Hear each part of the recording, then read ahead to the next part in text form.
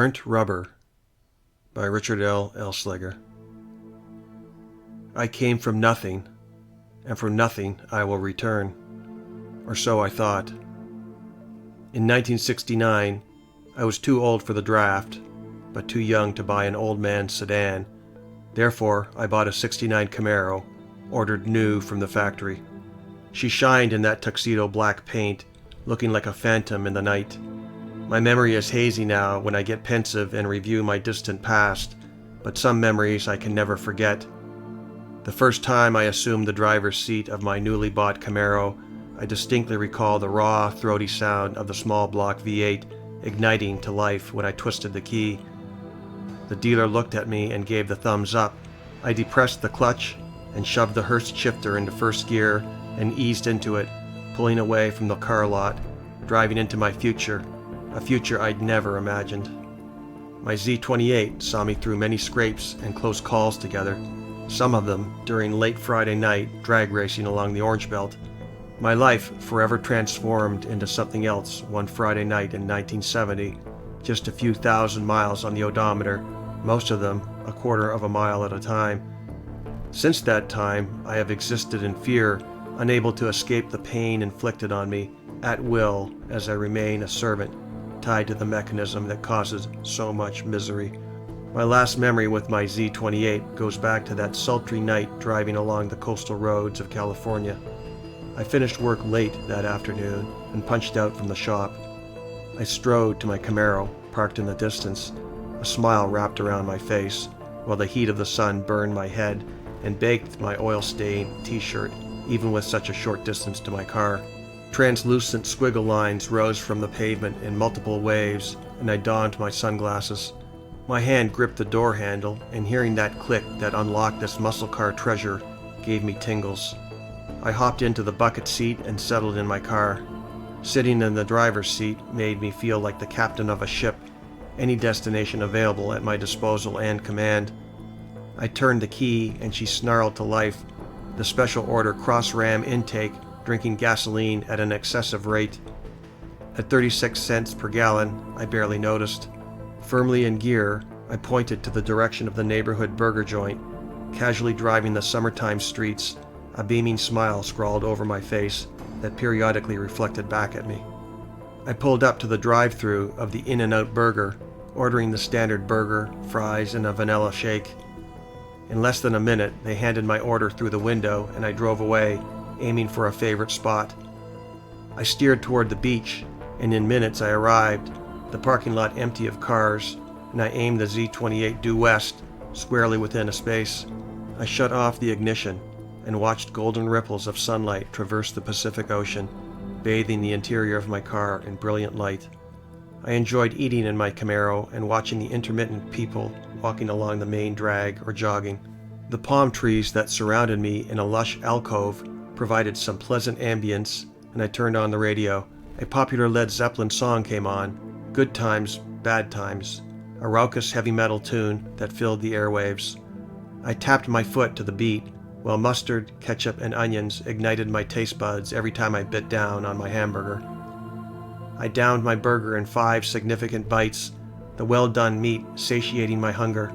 The fries followed with a pleasing crunch, chased down by the cold dairy sweetness of my milkshake.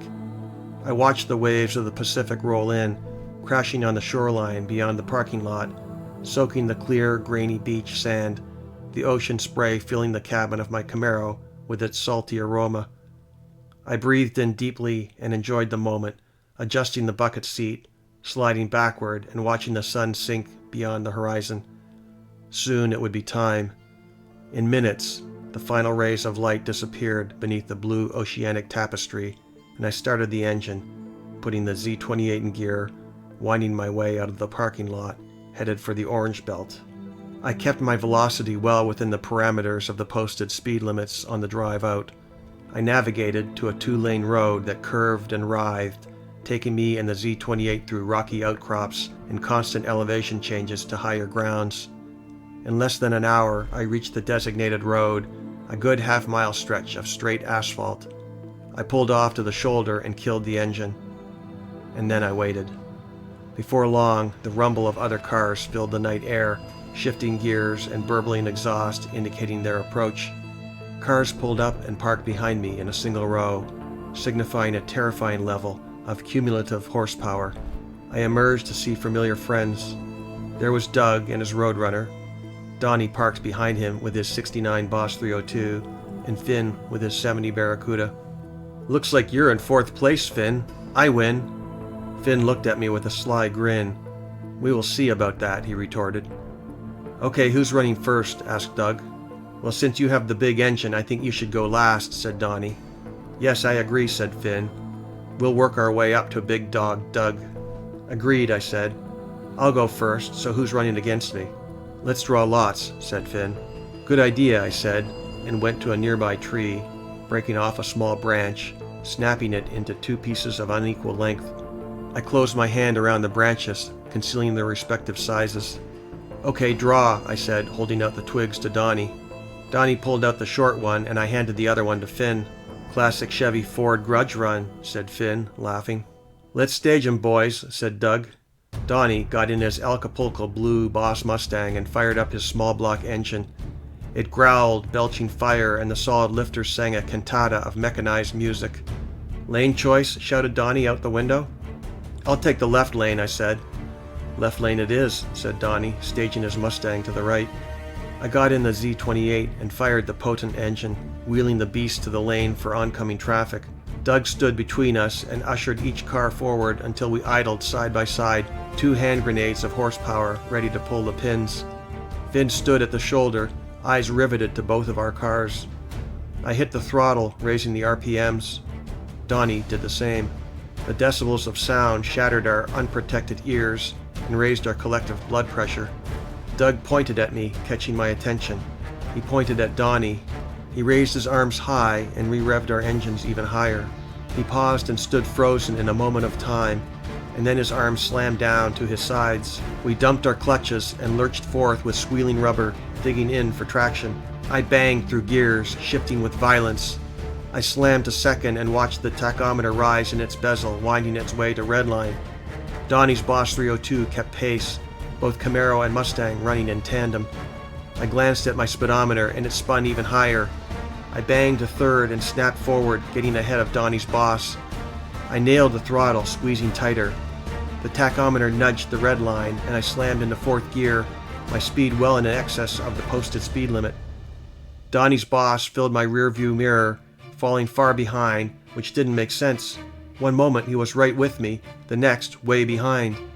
In a nanosecond I considered that he might have blown his engine. When I redirected my eyes to the road ahead, I saw a car pulling out from my left. My last memory was the wide-eyed look on the passenger's face at the instant of impact. An atomic explosion of metal smashing metal filled my brain, and then everything went black. I never woke up. My consciousness floated out of my car, encased in an orb that rose above the scene of my accident, hovering, waiting. In former times, I discounted the many stories I'd heard concerning out-of-body experiences, considering them to be nonsense. Now I experienced the sensation firsthand, not knowing where it might lead. I remained more curious than fearful, feeling no pain. There was my poor Camaro, smoke rising from the crumpled front end, the engine ripped from its engine bay, sputtering as it lay in the road. My unexpected aerial view of the scene showed that the other car had split in half from the impact. I saw no movement coming from the car, but I did see 2 orbs rise from their wreckage and move in another direction away from me. The orbs disappeared out of my field of sight. An inexplicable force whisked me away from the scene and placed me in a misty field of coldness. I walked there for some time, but how long I could not say. No other being walked this realm, only me. The perception of desolation overwhelmed my senses, if indeed I could consider that I was possessed of earthly senses in this place.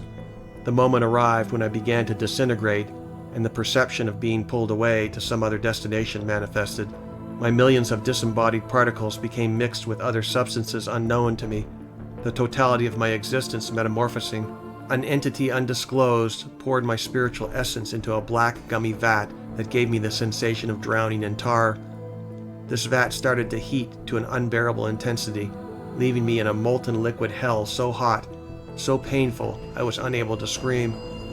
I cooked in this molten vat for an eternity, and when I emerged, I spun on a rotating drum to the point of losing my mind with delirium, while hundreds of thin cords entwined me, crisscrossing my reintegrated body, slashing me and embedding themselves beneath my skin that now felt like rubber.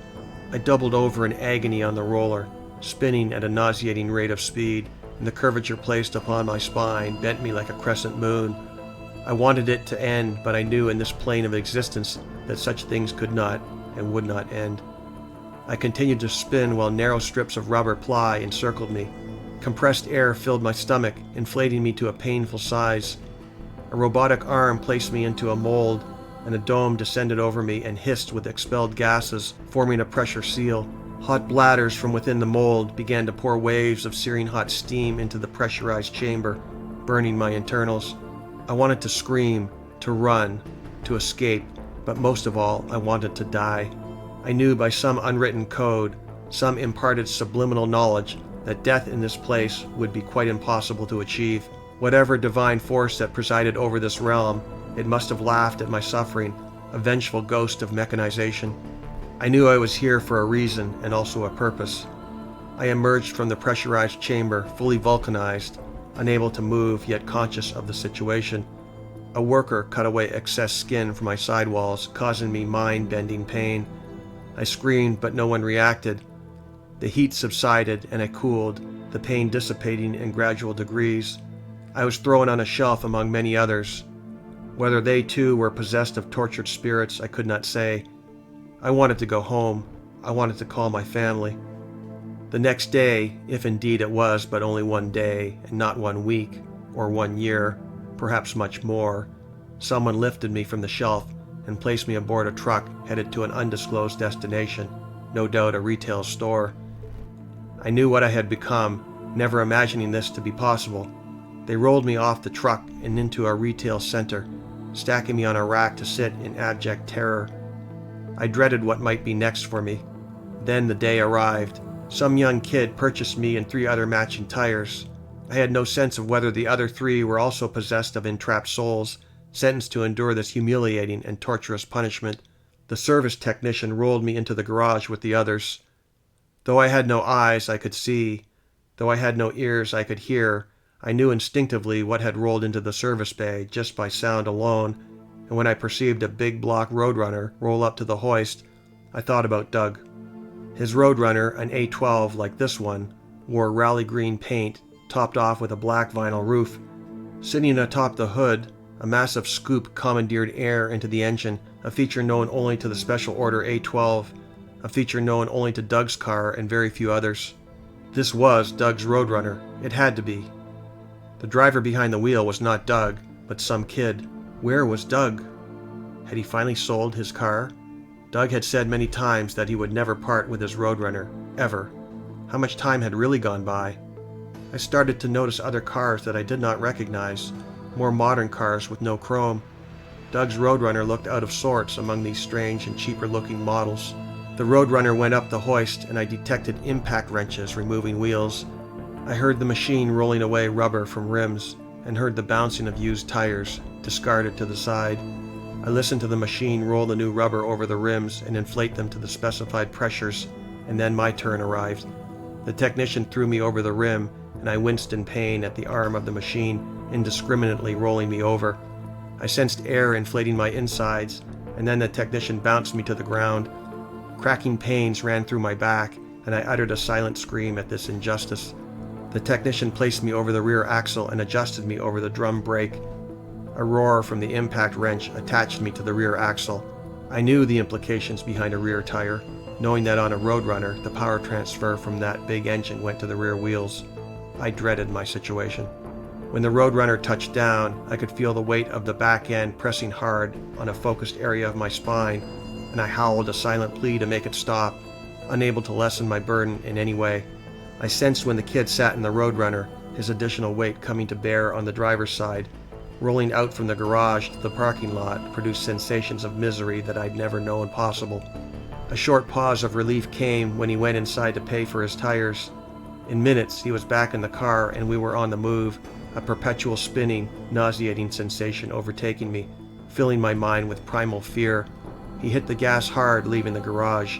I felt an incredible burning sensation as a layer of my rubberized flesh stripped away from my back. I wanted to pass out, to die, to escape, but nothing would allow this relief, and nothing would allow me to forget the accident that I caused, snuffing out 2 more lives in addition to my own. The kid nailed the throttle again, stripping away more of my rubber. At this rate of attrition, I would soon be shredded into the nothingness from whence I came. It is a scientific principle that matter can neither be created nor destroyed. I await my next life when this one is done, hoping, praying to climb up the evolutionary scale of souls once I complete my penance. How long must I wait?